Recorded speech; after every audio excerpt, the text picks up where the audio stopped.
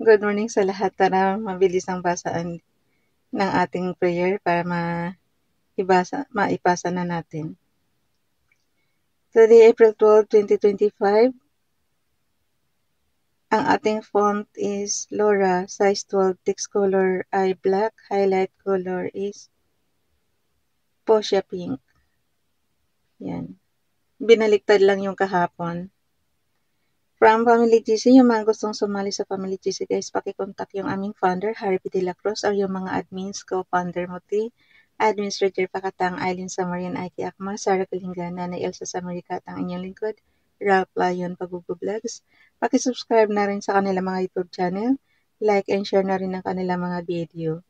At pag di pa kalapisan, pakicomment naman dyan sa comment section. Dito na ako sa bandang gilid para medyo may kulay naman yung yung video natin. Pag doon kasi ako sa gitna, kulay alapaap na siya. Talagang maputla na siya. So pagpasensyahan nyo na. Kasi nasa anggulo lang yun siguro ng camera ko. Diba itong camera na to is blackout na yung front. Pinag-iisipan ko nga kung pwede sigurong ko na lang. Back camera ko na lang, tapos ang makikita nyo na lang is yung wall. Okay lang kaya? Boses ko na lang ang maririnig nyo. Pero hayaan mo na, pagtsagaan na lang natin kahit maputla na. Okay, 12 April 2025. Nanay Elsa sa Amerika, yung kanyang prayer. Pakisubscribe si Nanay Elsa sa Amerika, guys. Good morning, God bless you. God gives you this day. Good morning, another day, another blessing from God, and another chance at life. Don't take anything for granted and think of every breath as a gift. Thank you, Sis Elsa. Alam niyo guys, malaking tulong sa akin yan yung binibigyan ako ng prayer para hindi na tayo maghagilap doon sa Google. Kasi minsan nakakatagal ng oras. So maraming salamat talaga sis. Okay, dito naman tayo kay YTC Ralph Lion Pagbubu-Vlogs. Ito yung sasabi ko sa inyo, kinukuha lang natin to sa Google. Ayan. Ini-edit ko na lang, nilalagyan ko na lang, dinudugtungan ko na lang siya ng konti. Lord, make me mindful that its encounter or conversation I have today provides a chance to be a light for you. Give me wisdom and courage to know when to speak and when to listen. Soften my heart to be generous, patient, and compassionate. Set me apart from the world as your ambassador. May your purposes be fulfilled through me today. I love you and lift this day up to you. Amen. Dalhin na natin yan. Ini-screenshot lang yan guys. And then, pag na-crop na natin doon sa gallery, dalhin na natin sa ating slides apps para update na natin doon sa repost prayers natin. So, dito tayo sa slides number 12. Basahin ko na lang sa inyo.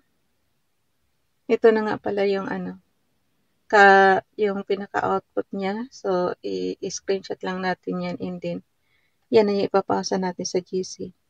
Basahin ko na lang muna sa inyo. Humble yourselves, therefore, under the mighty hand of God, that He may exalt you in due time. 1 Peter chapter 5, verse 6. Pakisubscribe guys, galing yan kay Princess Dayan Channel. Dito naman kay Ronelo Legaspi Vlog. But the wisdom that is from above is first pure, then peaceable, gentle, and easy to be entreated, full of mercy and good fruits, without partiality and without hypocrisy. James chapter 3 verse 17. Pareho lang yan kay Ralph.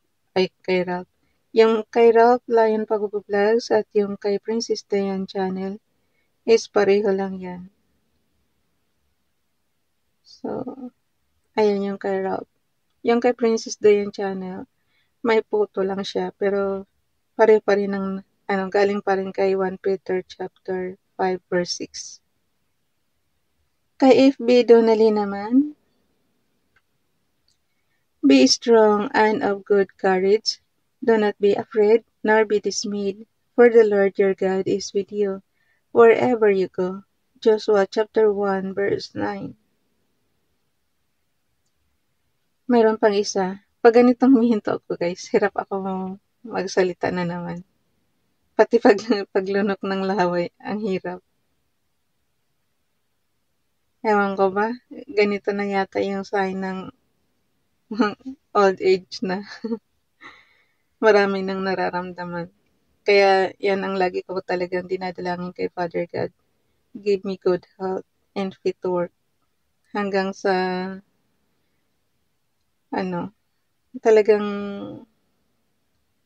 kung pwede lang, puro good health lang ibigay mo sa akin, Father God. Alam niyo guys, pagka makarit ang isang bahagi ng katawan mo, pakiramdam mo makirot na lahat.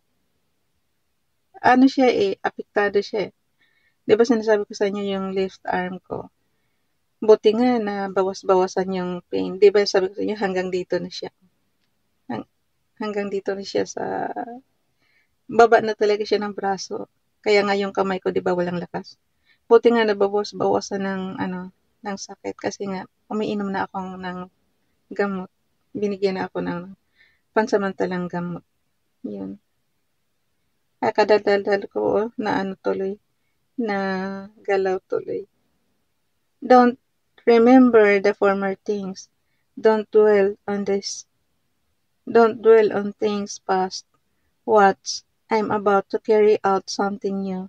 And now it is springing up, don't you recognize it? I'm making a way in the wilderness and paths in the desert. Isaiah chapter 43, verse 18 to verse 19. Pakibasa na lang ulit sa inyong Biblia guys. Mayroon naman tayong mayroon namang reference yan. So basahin nyo na lang doon. Isaiah chapter 43, verse 18 to verse 19. Thank you, Nining.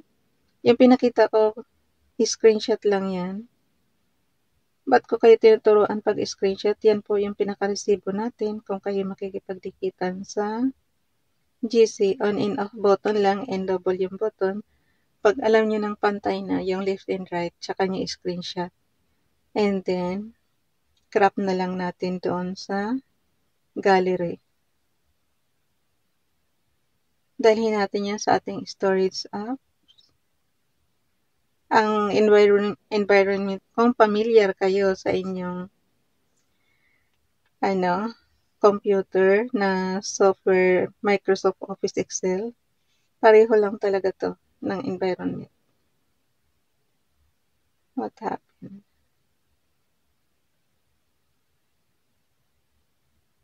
Nagpunta ako ng Docs apps.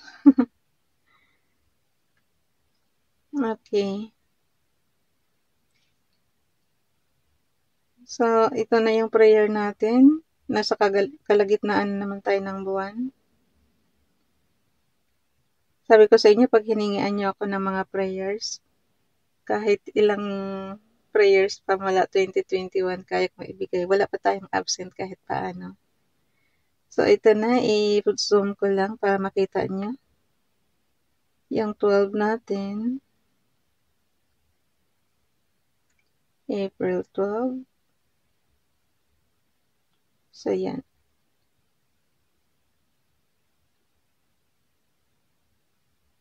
Pinagpapawisan na ako. Ang hirap ng ganyan, ang gumagalaw talaga.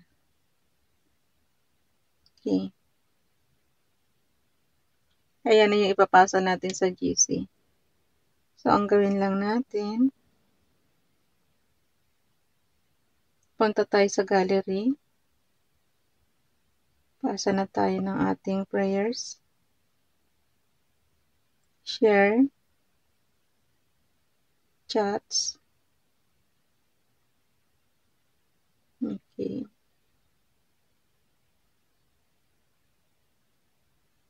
Hanggang dito na lang guys. Ako na magpasa nito sa GC guys. Bye everyone. God bless.